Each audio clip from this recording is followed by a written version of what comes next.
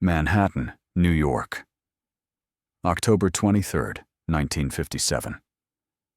Bumpy Johnson sat in the back booth of a small Italian restaurant on Mulberry Street in Little Italy, waiting for a meeting that should never have been requested, that violated the unwritten rules about how business was conducted between Italian and Negro gangsters, and that would force Johnson to make a decision that could either elevate his status in the underworld or get him killed before sunrise. Johnson was 50 years old, had controlled Harlem's criminal operations for over 2 decades, had survived gang wars and federal prosecutions and assassination attempts, and had earned respect even from Italian mob families who normally refused to treat Negro gangsters as equals. But on this October evening, Johnson faced something he'd never faced before. A request so dangerous, so audacious, why, so absolutely insane that even considering it was a form of suicide. If you're watching this story about the $100,000 offer that tested Bumpy Johnson's principles and nearly cost him his life, drop a comment telling us what city or country you're watching from, and subscribe so you never miss the dark stories that shaped American organized crime. The meeting had been arranged 3 days earlier when Johnson received a phone call from Frank Costello, the former boss of the Genovese crime family, who'd been forced into semi-retirement after surviving an assassination attempt in May 1957. Costello's message was brief and cryptic. "Vito wants to talk to you. Something important. Something that requires discretion. Come to Gino's restaurant on Mulberry Street, Wednesday night, 10 p.m. Come alone." The request was unusual for several reasons. At first, Vito Genovese, who'd taken control of the family after forcing Costello out, rarely met directly with Negro gangsters, regardless of how powerful they were. The Italian mob maintained strict hierarchies. When they needed to communicate with Harlem's criminal organizations, they sent intermediaries. Direct meetings between Italian bosses and Negro operators were rare, and typically meant something extremely serious was being discussed. Second, the location. Little Italy was Genovese territory.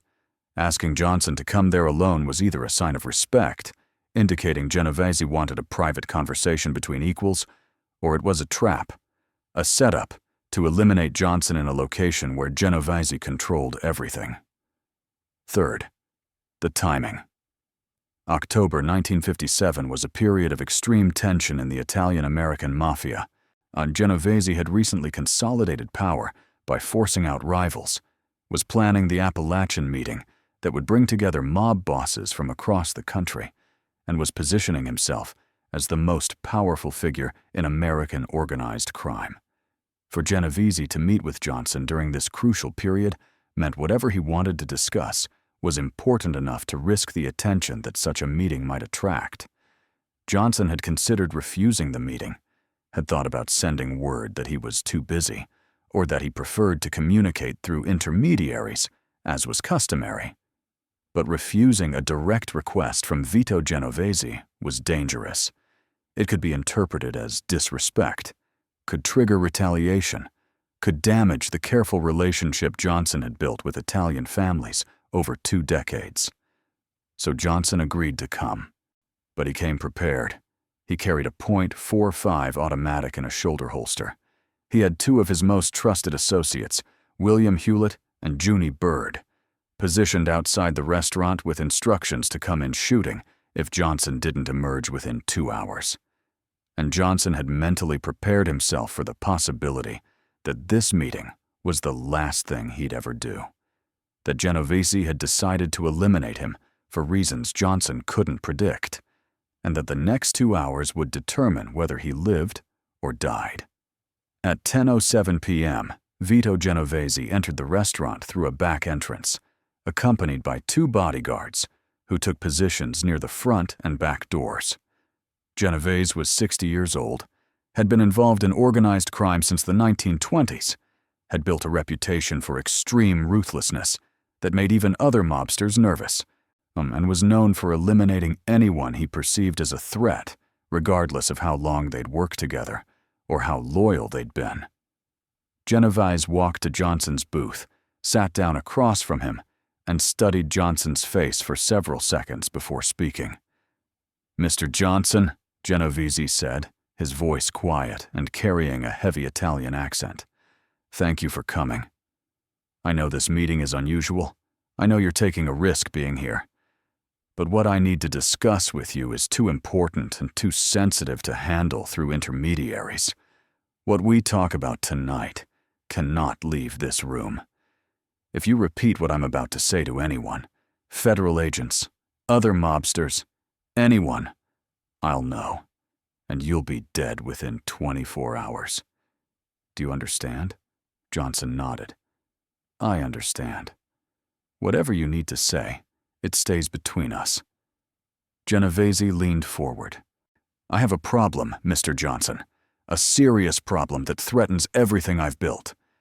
Federal Judge Harrison Sullivan is presiding over a racketeering case against several members of my organization. The trial starts in 3 weeks. The government has strong evidence, witnesses who are cooperating, financial records that show illegal income. If this trial proceeds, if Judge Sullivan allows the prosecution to present their case without interference, several of my top people are going to federal prison for 20 years or more. And once they're in prison, once they start facing decades behind bars, some of them might cooperate with the government, might provide information about me, might testify in exchange for reduced sentences.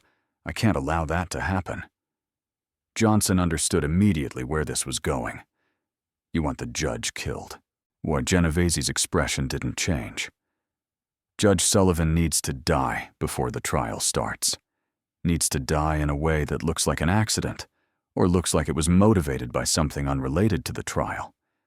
If he's obviously murdered by someone connected to my organization, if his death looks like mob retaliation, the government will use it to justify even more aggressive prosecution. They'll make martyrs out of the prosecutors. They'll bring in federal resources that will make it impossible for us to operate.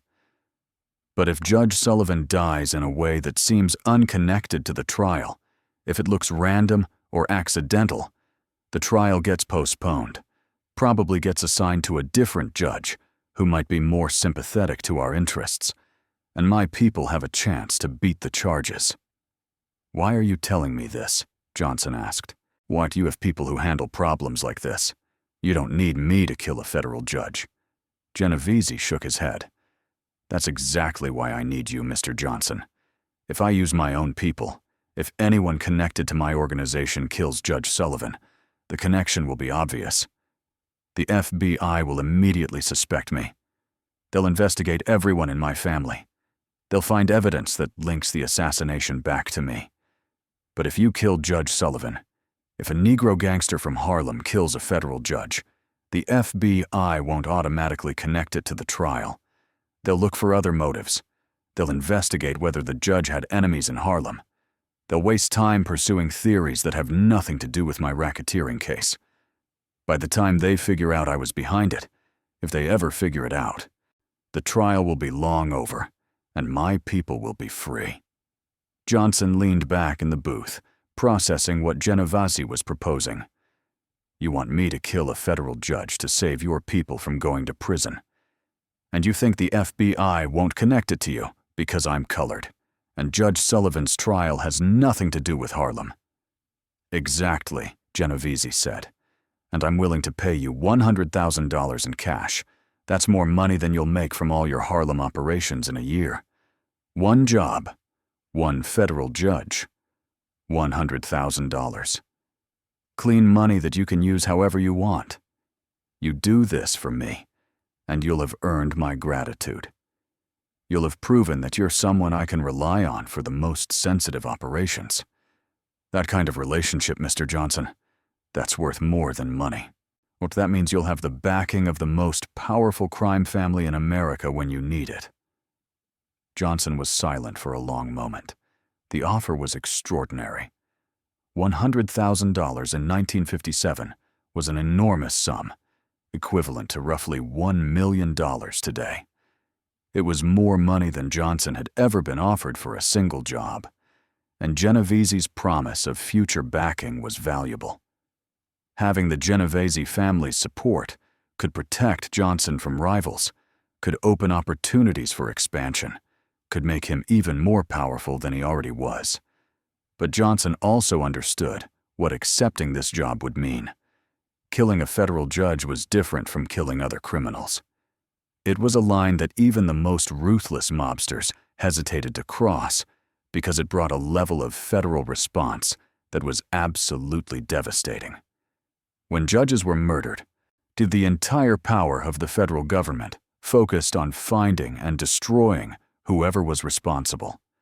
Resources that normally went to hundreds of different investigations would be concentrated on solving one murder. Every law enforcement agency would cooperate. Political pressure would be enormous, and the punishment for anyone involved would be severe. Not just long prison sentences, but potentially the death penalty. More importantly, Johnson had principles. Lines he wouldn't cross regardless of money or power. Johnson had killed people, had ordered murders of rivals who threatened his operations, had used violence when necessary to maintain control of Harlem. But the people Johnson killed were criminals who'd chosen to enter the underworld, who understood the risks, who'd made decisions that put them in conflict with Johnson's interests. Killing a federal judge was different. Judge Sullivan was a legitimate government official doing his job. He wasn't corrupt, wasn't involved in criminal activities, was simply presiding over a trial that Genovese wanted stopped. Killing Judge Sullivan would be murdering an innocent man for money, and that was something Johnson had never done and had never intended to do. This is where Bumpy Johnson has to make the choice that will define him. If you're still watching, comment below what city you're from and hit subscribe, because his answer shocked everyone in the room. "Mr. Genovese," Johnson said carefully, "I appreciate the offer. I understand this is important to you. I understand $100,000 is serious money, but I can't do this job." Genovese's expression darkened. "You can't or won't?" "Won't," Johnson said firmly. "I've killed men before. Men who were in the life. Men who knew the risks. Men who were trying to kill me or who were threatening my operations. But I don't kill innocent people. Judge Sullivan isn't a criminal. He's not corrupt. He's not someone who chose to be part of our world. He's a federal judge doing his job. Killing him would be murder, not business. And that's a line I won't cross." Genovese leaned forward, his voice taking on an edge that Johnson recognized as dangerous. "Let me explain something to you, Mr. Johnson. When I offer someone $100,000 to do a job, I'm not making a request. I'm giving them an opportunity to earn money and earn my respect. When someone refuses that opportunity, when they tell me no, they're insulting me. They're saying my money isn't good enough. They're saying they don't value my respect. Do you understand what happens to people who insult me?" Johnson held Genovese's gaze without flinching. "I understand perfectly, Mr. Genovese, but I'm not insulting you. I'm being honest with you. You asked me to do something I can't do. Not because I'm afraid. Not because I don't value your money or your respect, but because I have principles about what kind of work I'll take. You've built your reputation on being ruthless, on doing whatever's necessary to protect your interests. That's why people fear you. But I've built my reputation on being someone who keeps his word, who doesn't cross certain lines, who operates according to rules even in a business that doesn't have many rules. That's why people respect me. If I take your job, if I kill Judge Sullivan for money, I become something different. I become someone who'll do anything for the right price. And once people know that about you, once they know you have no principles, you lose the thing that makes you valuable. You lose trust." Genovese was silent for almost a minute, his face showing a mixture of anger and something that might have been grudging respect. Finally, he spoke. "You're either the bravest man I've ever met or the stupidest. Most people, when I make them an offer like this, They take it because they're too afraid to refuse. Or they take it because they value money more than they value principles. You're refusing because you think having principles matters in our business. That's admirable, Mr. Johnson. Stupid, but admirable. Genovese stood up. I'm going to give you something I rarely give anyone. I'm going to respect your refusal. I won't kill you for turning down my offer. But understand this. By refusing, you've made a choice. You've chosen to be someone I can't rely on for the most important jobs. That means our relationship is limited. I'll continue to respect the agreements we have about Harlem operations. I won't interfere in your territory. But I also won't help you if you need assistance. I won't back you against rivals. You've shown me that you value your principles more than you value my support. So you're on your own from now on. Genovese walked toward the back exit, then stopped and turned back. And Mr. Johnson, if you ever mention this conversation to anyone, if the FBI somehow learns that I tried to hire someone to kill Judge Sullivan, I'll know it came from you. And principles won't protect you from what happens next. Then Genovese was gone. Johnson sat in the booth for another 5 minutes, processing what had just happened. He'd refused $100,000. He'd refused the backing of the most powerful crime family in America. He'd potentially made an enemy of one of the most dangerous men in organized crime. But he'd maintained his principles, had refused to cross a line that, once crossed, couldn't be uncrossed. Johnson walked out of the restaurant, met up with Hewlett and Bird, who'd been waiting nervously outside, and returned to Harlem. Over the next 3 weeks, Johnson waited to see if Genovese would retaliate despite his promise, whether refusing the offer would trigger an assassination attempt, whether Johnson's principles would cost him his life. But Genovese kept his word. No retaliation came. And on November 14th, 1957, 3 weeks after Johnson refused the job, federal judge Harrison Sullivan was killed in a car accident on the New Jersey Turnpike. His car went off the road, crashed into a tree, exploded into flames. The official investigation concluded it was an accident, mechanical failure, no evidence of foul play. But everyone in the underworld knew it wasn't an accident. Genovese had found someone else to kill the judge, someone without principles, someone who valued $100,000 more than they valued the line between killing criminals and killing innocent people. And Genovese's trial was postponed, eventually dismissed due to lack of evidence after key witnesses mysteriously recanted their testimony. Bumpy Johnson never spoke publicly about the meeting with Vito Genovese. I never told anyone except his closest associates what had been offered and why he'd refused. But the story spread quietly through the underworld. Other mobsters heard that Genovese had offered Johnson $100,000 to kill a federal judge, and that Johnson had refused. Some thought Johnson was crazy for turning down that much money. Others, including several Italian mob bosses, quietly respected the decision. Respected that Johnson had principles, that there were lines he wouldn't cross, regardless of money or pressure. Before we finish this story, if you made it this far, drop a comment telling us what country you're watching from, and subscribe because organized crime history is full of choices that define character more than any amount of money ever could. Vito Genovese maintained his promise. He never helped Johnson, but he never interfered with Johnson's Harlem operations either. The two men maintained a distant, professional relationship for years. When Genovese was eventually convicted on drug trafficking charges in 1959 and sentenced to 15 years in federal prison, when he needed allies who could manage his interests while he was incarcerated, he didn't reach out to Johnson. Because Johnson had proven he couldn't be relied upon when the most important jobs needed doing. But Johnson's refusal earned him something more valuable than Genovese's backing. It earned him a reputation. Other criminals knew that Bumpy Johnson could be trusted, that he kept his word, that he had principles, even in a business where principles were rare.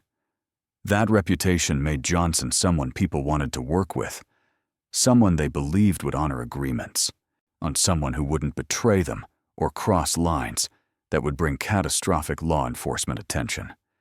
And that reputation kept Johnson alive and powerful until his death in 1968. While many mobsters from Johnson's era died violently or spent decades in prison, while most criminals eventually destroyed themselves through betrayals or through crossing lines that triggered federal investigations, Johnson survived because people trusted him. Because he'd proven through choices like refusing Genovese's offer that he was different from most criminals, that he understood where the real power came from, not from being willing to do anything for money, but from being someone whose word meant something, whose principles, even limited principles about what kind of killing was acceptable, but made him valuable in ways that unprincipled criminals could never achieve. Federal Judge Harrison Sullivan's death remained officially classified as an accident. His family never learned the truth. The FBI investigation found no evidence connecting his death to Vito Genovese's trial, and the person who actually killed the judge, whoever accepted the $100,000 that Bumpy Johnson refused, was never identified or prosecuted. But in the underworld, people knew. They knew Genovese had ordered the hit. They knew Johnson had been offered the job first. They knew Johnson had refused, and they drew their own conclusions about what that refusal meant. Some concluded Johnson was weak, that he'd been too afraid to take on a dangerous job. But most concluded something different, that Bumpy Johnson was that rare thing in organized crime, and a man who understood that real power comes from having limits, from knowing which lines you won't cross, from being someone whose principles, however minimal they might be by civilian standards, made you trustworthy in a world where trust was the most valuable currency. That's the story of the $100,000 offer that Bumpy Johnson refused. The federal judge that Vito Genovese wanted dead. The meeting in Little Italy, where Johnson made a choice that defined his character. The line he wouldn't cross regardless of money or pressure. And the reputation he earned by being one of the few criminals in American history who understood that having principles, even in the underworld, was worth more than any amount of cash. In 1957, when most men would have taken the money and killed the judge, Bumpy Johnson said no, and that refusal made him a legend.